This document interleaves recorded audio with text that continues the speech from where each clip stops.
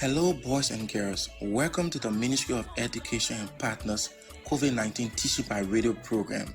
The Ministry of Education and Partners COVID-19 Teaching by Radio program is a 30-minute radio intervention support program that is meant to provide continuous instruction to keep you academically engaged during this stay-at-home period, as well as preparing you, our 6th, 9th, and 12th graders for the pending Liberia Primary School Certificate Exam, Liberia Junior High School Certificate Exam, and West Africa Senior Secondary Certificate Exam when the time comes. Also, in addition to this academic support, the program is meant to provide psychosocial support for learners, teachers, and parents, and also tips on how you as parents and teachers can provide support to your students and children at home. Now, let's join our teacher for today's lesson. Welcome, fellow students and listeners in Radio Land. You are listening to Teaching by Radio, a program sponsored by the Ministry of Education and Partners for COVID-19. In continuation of our discussion on the contribution and administration of 7 Liberian presidents, today we'll be looking at the President William Fakanara Shadrach Tubman. And let me remind you, this is a history lesson intended for grade 12.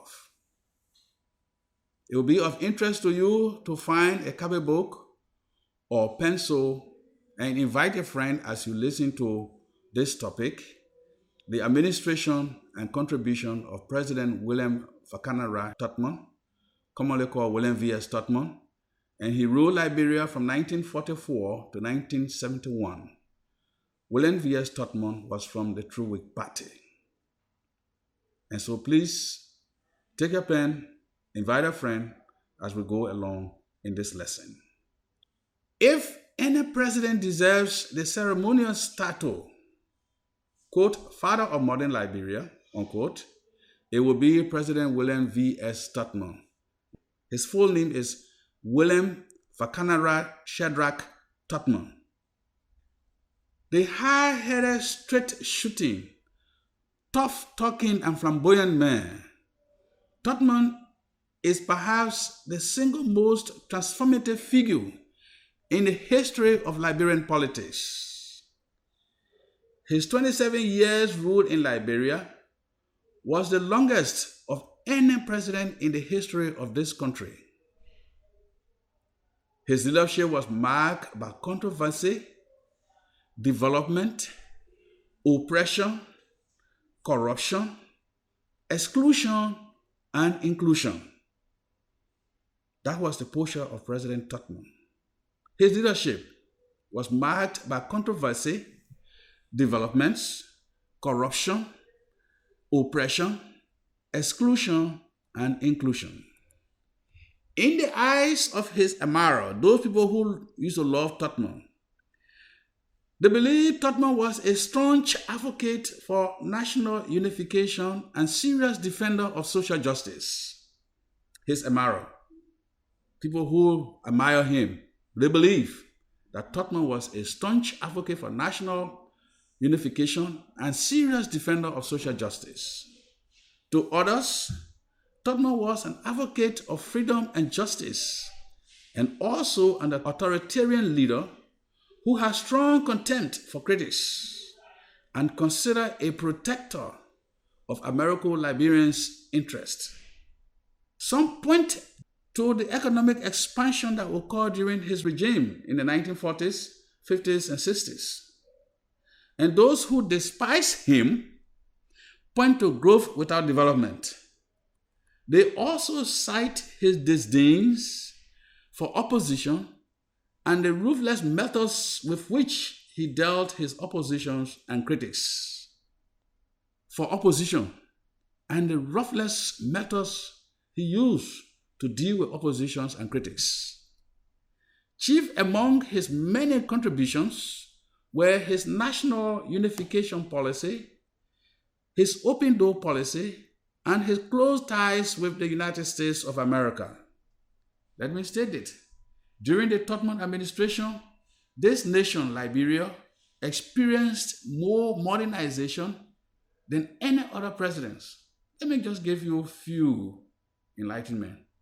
Like the building of the Executive Mansion, the Capitol Building, the Temple of Justice, the Ministry of Information, Cultural Affairs and Tourism, the John F. Kennedy Medical Center, the Ministry of Finance, the Roberts International Airport, among many.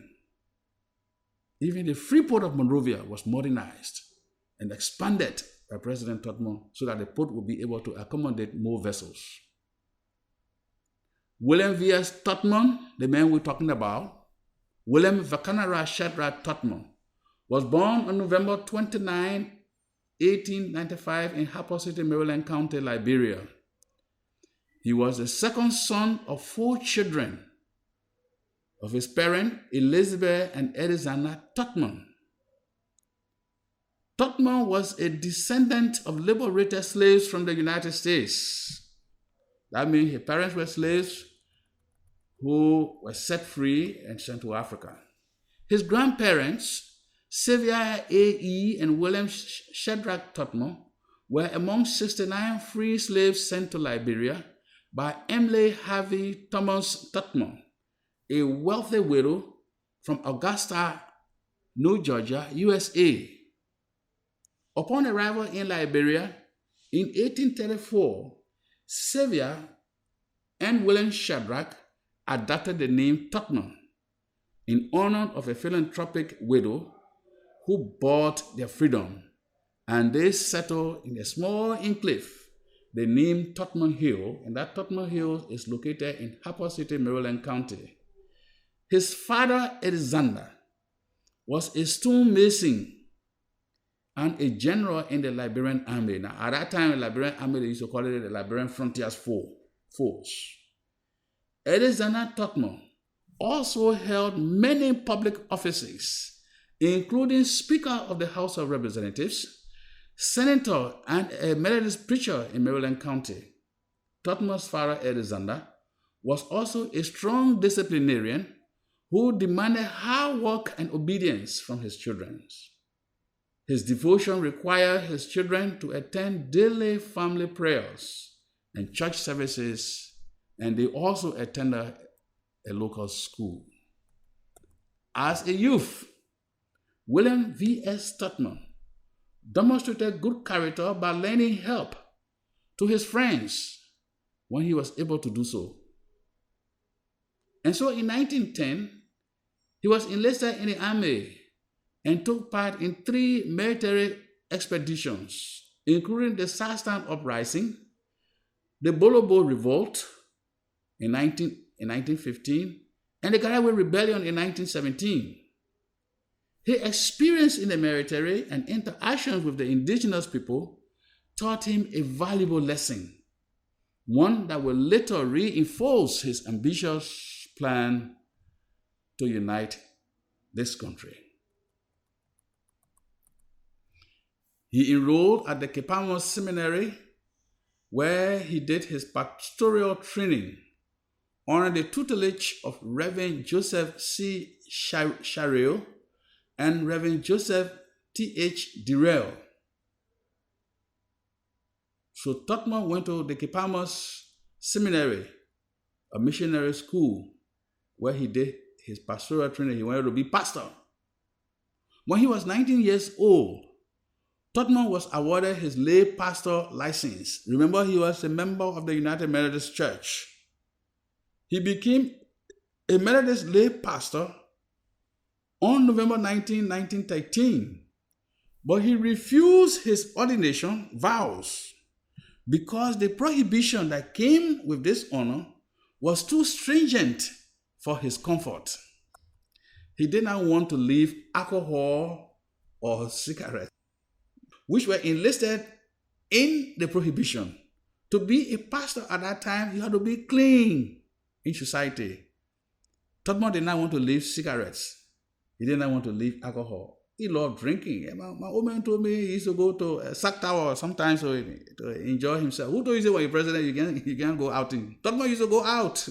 He used to make friends. He used to associate. He loved good times, in short. The same year, he was appointed junior collector of custom revenue, and he performed superbly. The position as custom collector gave rise to his political ambition. Tubman also studied law and successfully passed the bar exam at age 23. He did apprenticeship law, successful in passing the bar exam. He became one of Liberia's outstanding lawyers. We told you the last time that it was Tubman, Richard Henry, that drafted the Firestone Plantation Agreement between the government of Liberia and Harvey Firestone. Tubman was a lawyer at that time. As a lawyer, he volunteered his services to the poor, often engaging in pro bono work. He doing law work, go to court, represent people free of charge. That's what they call pro bono, no pay. For that, he was referred to as, quote, the poor man's lawyer, unquote. Because of his free work, he volunteered his services to the poor people. Whenever people sue you, you don't have money to go to hire a lawyer. Tubman will say, let me represent your interest. And he will do it free of charge. So as a result, the people used to call him the poor man lawyer.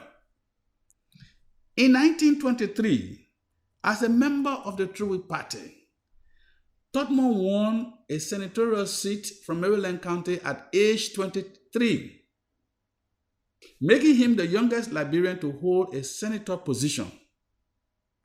Tubman advocated for the rights of the poor, particularly the indigenous people.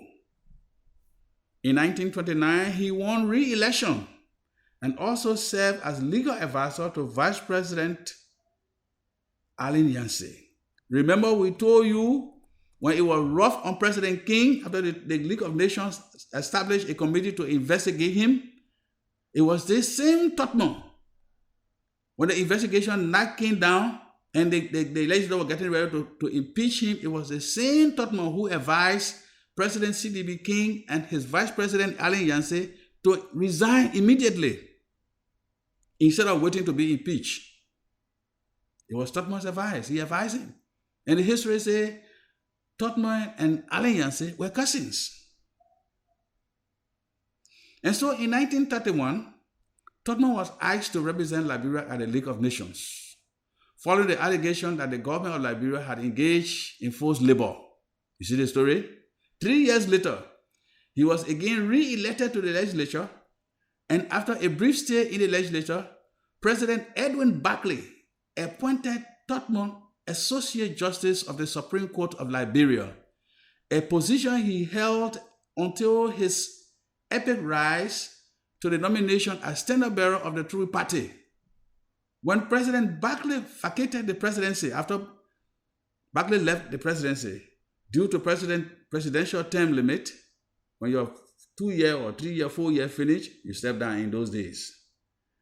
The person popularly believed to have assumed the mantle of the True Party was Clarence Simpson of Moserado County, a county that has dominated the makeup of the True Party for nearly a century.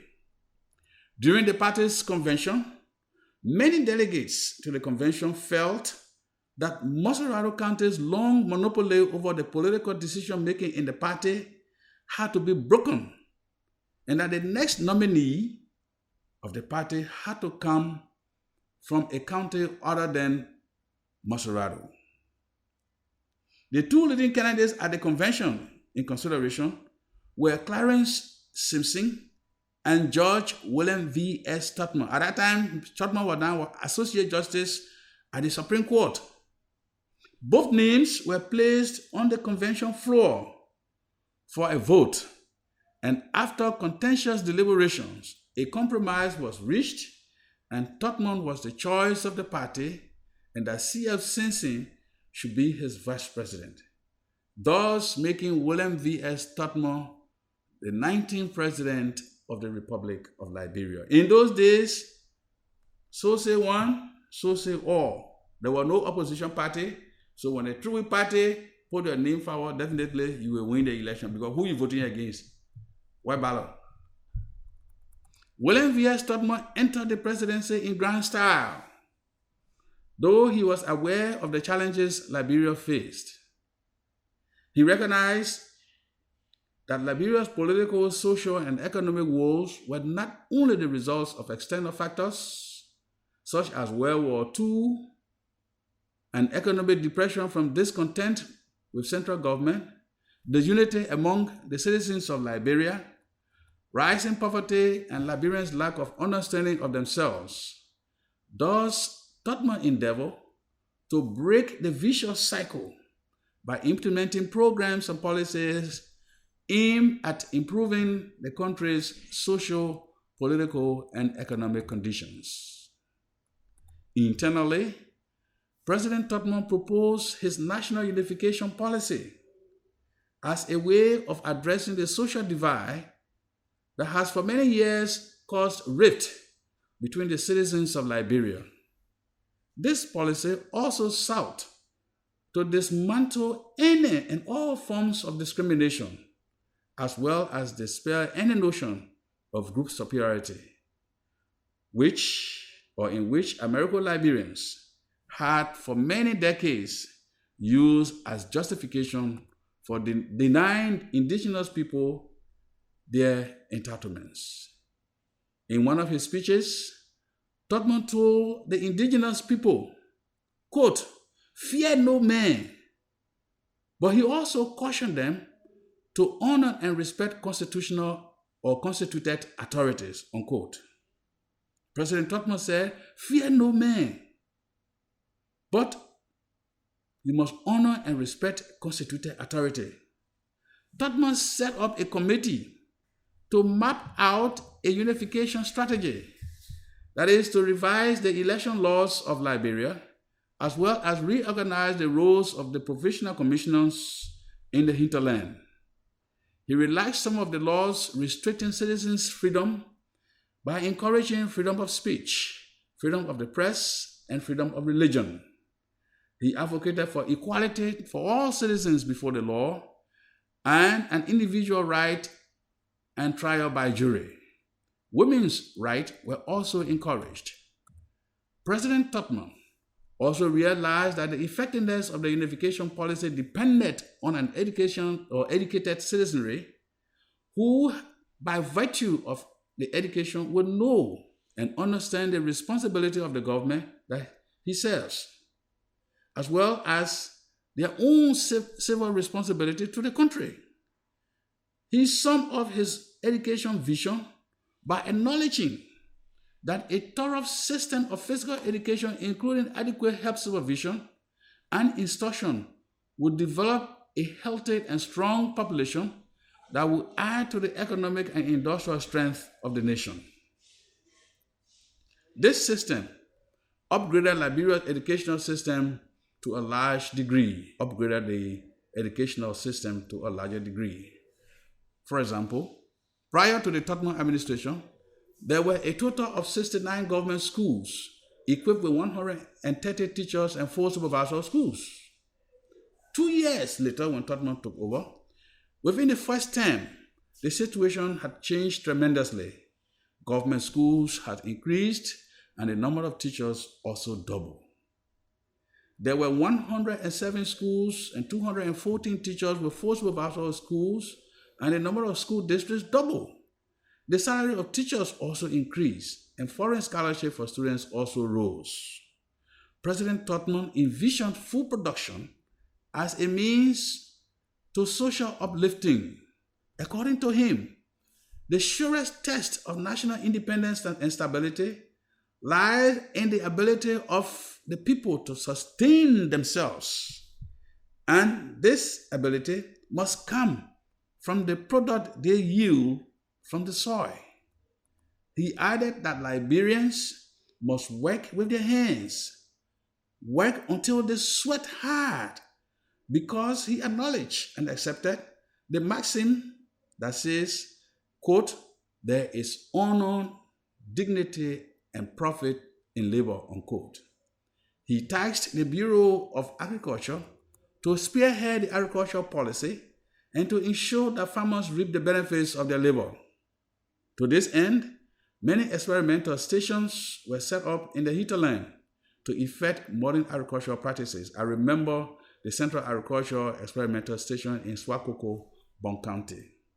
Based on the open door policy previously proposed by his predecessor, He encouraged the investment of foreign capital in the development of the resources of the country, preferably on partnership basis, and accord investors the necessary protection and fairness of treatment. He made it known that his administration will insist upon livable wages as rights of the people. The president lowered taxes for investors and relaxed some restrictions on their commodities in order to entice them to invest in Liberia. He felt that an industrial, resourceful, and energetic nation is peopled by individuals who are prosperous, independent, and happy. But Liberians were not happy, as the nation's infrastructures were underdeveloped, and national debt, domestic and foreign, was constraining the nation's ability to improve the country and the livelihood of its citizens. President Tubman did not only emphasize agriculture and investment, he also focused on policy that enlightened the health sector, ensuring health and sanitation, making known that the health of a community depends upon the extent to which sanitation is effectively practiced. As a result of this policy, many hospitals, including the JFK Medical Center, which is now a referral hospital, was built. President Tubman had a broad vision for the development of the country due to his experience on the international scene and for the nation, especially so his association with every sector of Liberia. He consulted his cabinet and had several diplomatic visits outside of Liberia and established relations with recognized countries and world leaders, putting forth a development plan for the nation. Some of the notable fruits of these negotiations and loans included the contribution or the construction of the Executive Mansion, the Capitol Building, the Temple of Justice, the Ministry of Information, Cultural Affairs and Tourism, the MCSS, the establishment of the MCSS, the Ministry of Finance, the JFK, the Freeport of Monrovia, the RRA, the Public Utility Authority, which is called PUA, that is at that time Water and Sewer and Electricity, or LEC, were together. They used to call them PUA, Public Utility Authority, and including several airstrips, like the airstrip in Buchanan, in Sino, in Maryland. They were all established by President William V.S. Tubman, including feeder roads. I remember as a child when the road between Greenville and Zwedru City were being built. President Tubman's biggest presidential achievement was his foreign policy.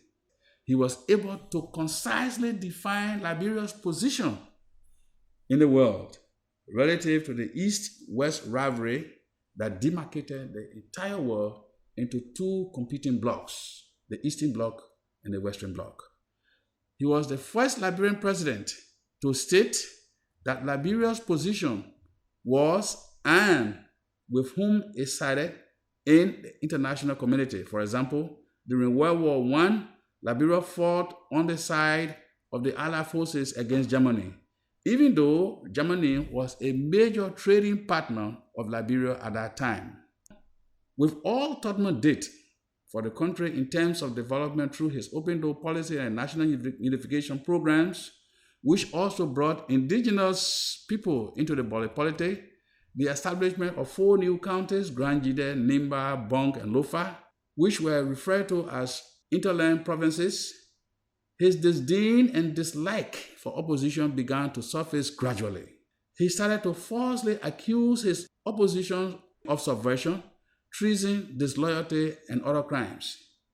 He used unfair investigations to restrict political dissidents, especially those critical of him and his government. Those accused or suspected of these crimes or activities were imprisoned, publicly humiliated, and sometimes killed, subjecting the citizenry to constant state of fear. However, he continued to impress the nation that he was the champion of freedom and justice.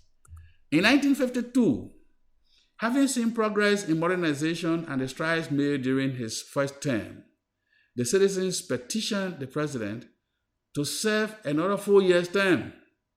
However, Not all Liberians welcomed that petition.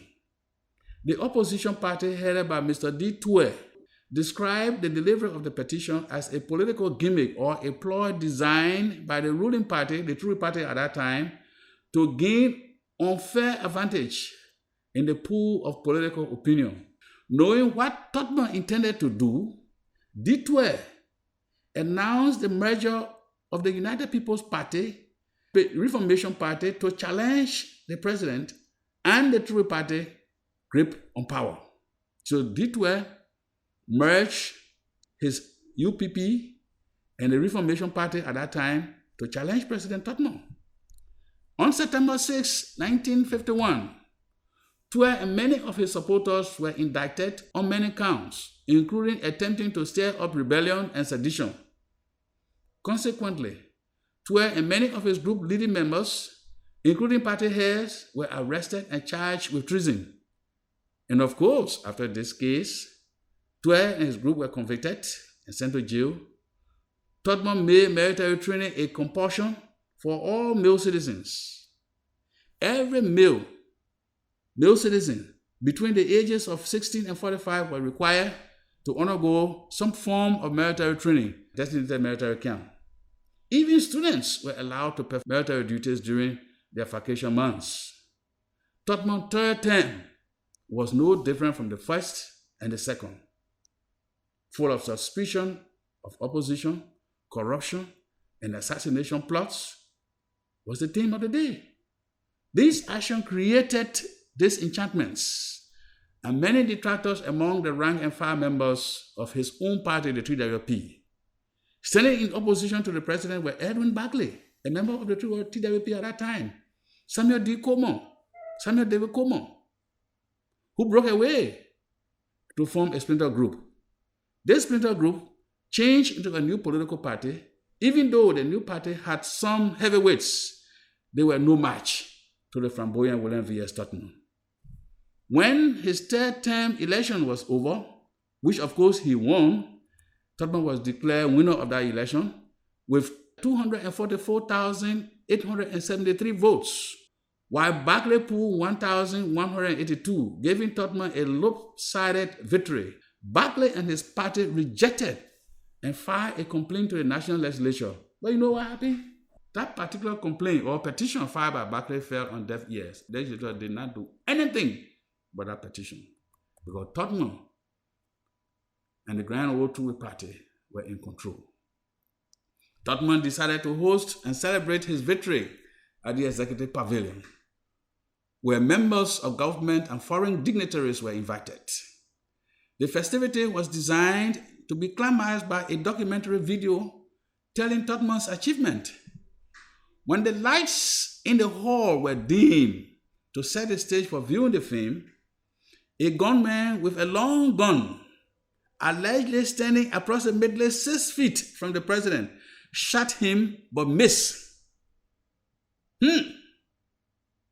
This shooter was immediately arrested and identified as Paul Dunbar, who confessed the name of Bagley, others. But Bagley denied any involvement.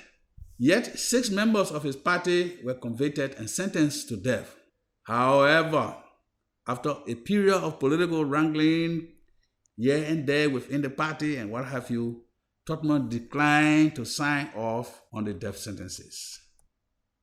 The success of every administration, students, rests not only on the head of state or the president, but it depends to a large extent the cabinet ministers around the president. Tubman had people who knew what to do and did what they could appropriately for the progress and development of this country. Some of his trusted persons included the Secretary of State, Gabriel Dennis, at that time, the Attorney General, C. Abayomi Cassell, the Treasury Secretary, William E. Dennis, the Secretary of Defense, Harrison W. Gracebeck, among others. Your teacher for today's and presenter for this lesson is J. Emmanuel Milton. Thank you for listening and keep tuning to your radio. Amen. Amen. Amen. Amen. Let's fight corruption.